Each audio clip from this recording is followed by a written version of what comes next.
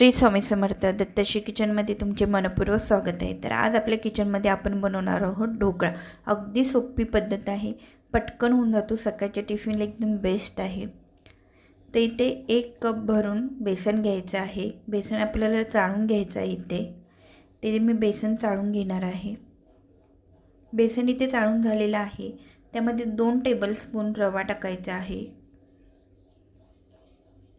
आणि 4 TSP साखर टाकायची आहे। साखर तुम्ही कमी करू शकता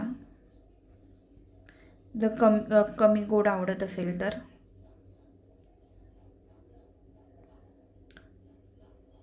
तिथे 4 TSP साखर टाकले। चवीनुसार मीठ टाकायचं आहे। 1 चमचा कोमट तेल करून घ्यायचं आहे आणि ते ह्यामध्ये टाकायचं आहे। कोमट तेल करून ह्यामध्ये टाकायचं आहे। अर्धा लिंबाचा रस घेतलेला आहे मी।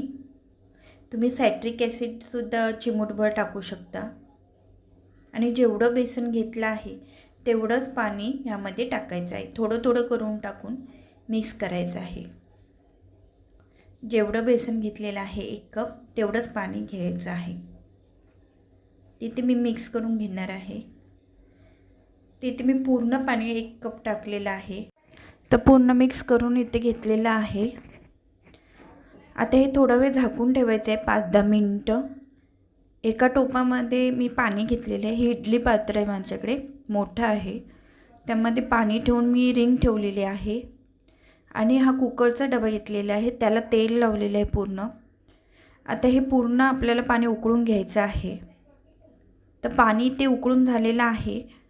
तर आता आपल्याला त्यामध्ये 1 पाकिट इनोचं टाकायचं आहे, ब्ल्यू कलरचं।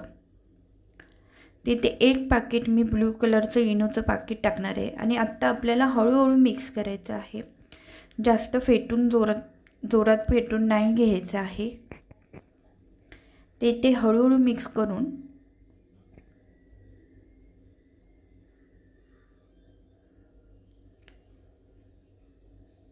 ते मिक्स करून झालेलं आहे। मग लगेच आपल्याला ते वाफवण्यासाठी टिनमध्ये ओतायचं आहे। ते ओतून घेतलेलं आहे। आता ह्याला झाकण लावून फास्ट गॅसवर आपल्याला 15 मिनिटं वाफवून घ्यायचं, बरोबर 15 मिनिटं वाफवून घ्यायचं आहे। जर गॅसची फ्लेम मोठी असेल तर थोडासा कमी करायचा आहे, पण 15 मिनिटं वाफवून घ्यायचं आहे।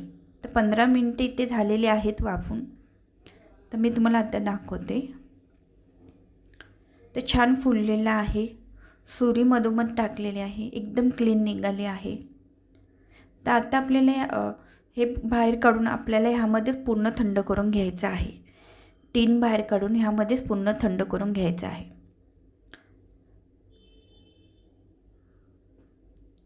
एकदम सहजपणे निघाला आहे आणि सॉफ्ट देखील झालेला आहे। एकदम परफेक्ट होतो हा ढोकळा।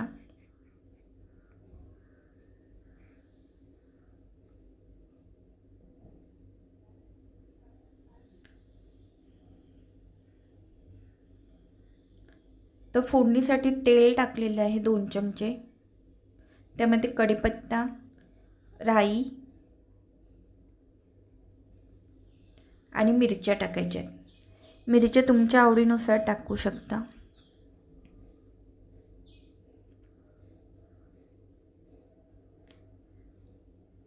आणि गॅस बंद करायचा आहे।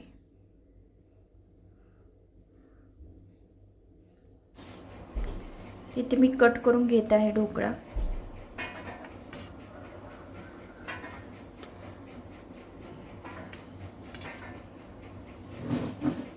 अगदी सॉफ्ट होतो।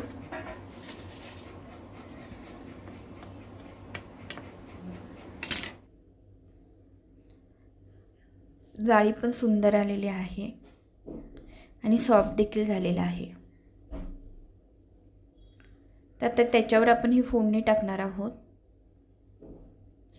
साखर आपण त्याच्यासाठी जास्त टाकलेली आहे ढोकळ्यामध्ये, कारण आपण इथे साखरेचा पाण्याचा वापर नाही करणार आहोत म्हणून।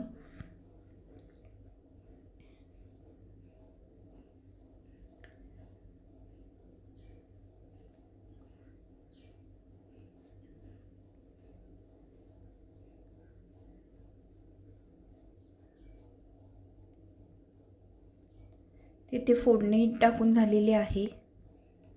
वरतून तुम्ही चिरलेली कोथिंबीर किंवा आणि खोबरं टाकू शकता. मी ते फक्त कोथिंबीर टाकलेली आहे, कारण मी हा टिफिनला देणार आहे मुलांना. म्हणून नक्की रेसिपी ट्राय करा. झटपट होतो एकदम. आणि आवडले असेल लाईक करा, शेअर करा आणि माझ्या चॅनलला सबस्क्राईब करा. थँक्यू.